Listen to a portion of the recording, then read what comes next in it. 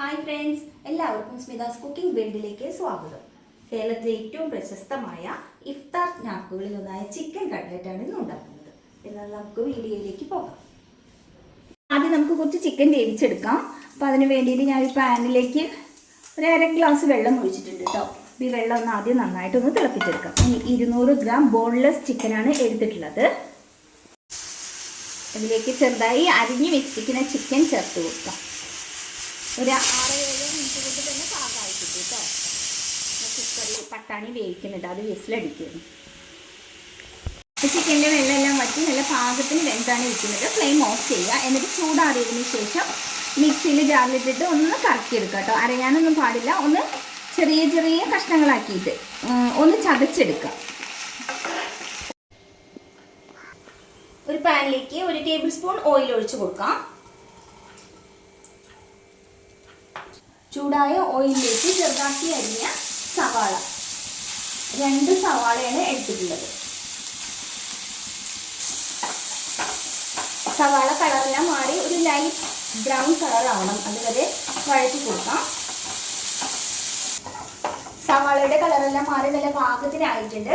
ഇതിലേക്ക് ചെറുതാക്കി അരിഞ്ഞ ഇഞ്ചി 1 ടേബിൾ സ്പൂൺ, ചെറുതാക്കി അരിഞ്ഞ വെളുത്തുള്ളി 1 ടേബിൾ സ്പൂൺ, 2 പച്ചമുളക് അരിഞ്ഞതും കൂടി ചേർത്ത് കൊടുക്കാം. വെളുത്തുള്ളിയുടെയും ഇഞ്ചിയുടെയൊക്കെ ആ പച്ച മണമുണ്ടല്ലോ, അത് പോകുന്നത് വരെ ഇളക്കി കൊടുക്കാം. ചാനൽ ആദ്യമായിട്ടാണ് വേണമെങ്കിൽ സബ്സ്ക്രൈബ് ചെയ്യാൻ മറക്കരുത്. ഒരു നുള്ളു മഞ്ഞൾപ്പൊടി ചേർക്കാം.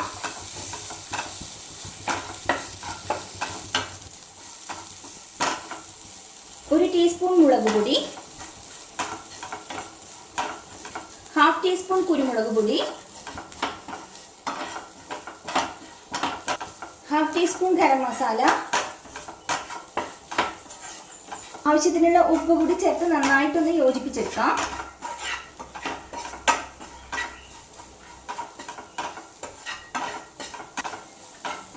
വേവിച്ച് പൊടിച്ചു വെച്ചിരിക്കുന്ന ചിക്കൻ,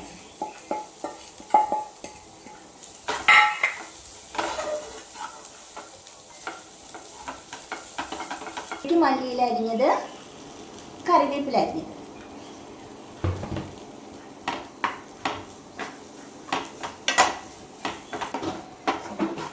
അത് പാകമായിട്ടുണ്ട്. ഫ്ലെയിം ഓഫ് ചെയ്യാം.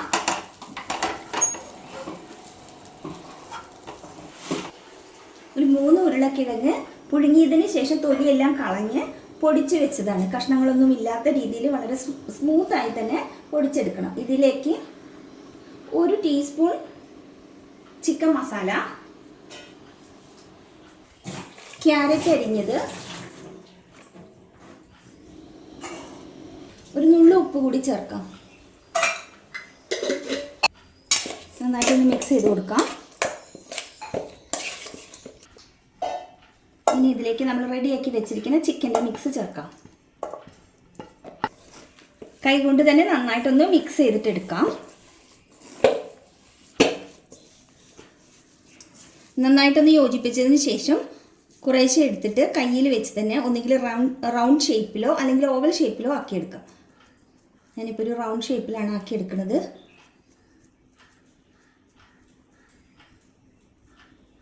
കണ്ടില്ലേ, ഇങ്ങനെ എല്ലാം നമുക്ക് ചെയ്തെടുക്കാം.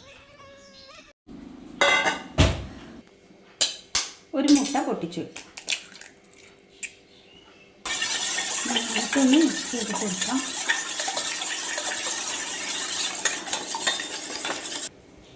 ഒരു മുട്ടയും കൂടി പൊട്ടിച്ചു വയ്ക്കുക.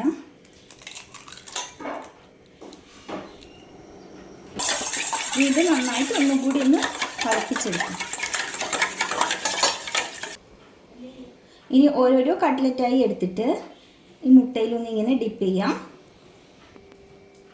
കുറച്ച് ബ്രെഡ് ക്രംസ് എടുത്ത് വെച്ചിരുന്നേ, അതിലൊന്ന് റോൾ ചെയ്തെടുക്കാം.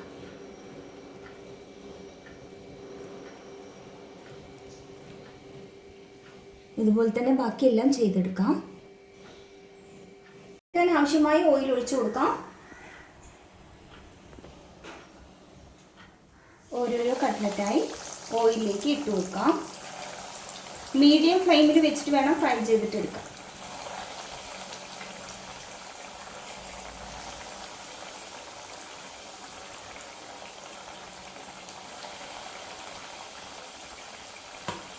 ഒരു സൈഡ് ആകുമ്പോഴും മറച്ചിട്ട് കൊടുക്കാം.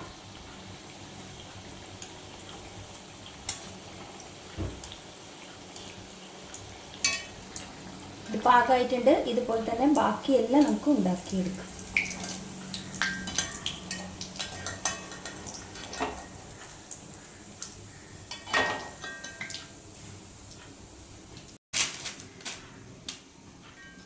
കട്ട്ലറ്റ് നല്ല അടിപൊളിയായിട്ട് തന്നെ കിട്ടിയിട്ടുണ്ട്. പുറം ഭാഗം നല്ല ക്രിസ്പിയാണ്, ഉൾഭാഗം നല്ല സോഫ്റ്റുമാണ് കേട്ടോ. ഒന്ന് ട്രൈ ചെയ്ത് നോക്കൂ. വീഡിയോ ഇഷ്ടമായാലും ലൈക്ക് ചെയ്യാനും ഷെയർ ചെയ്യാനും കമൻറ്റ് ചെയ്യാനും ഒന്നും മറക്കരുത്. താങ്ക്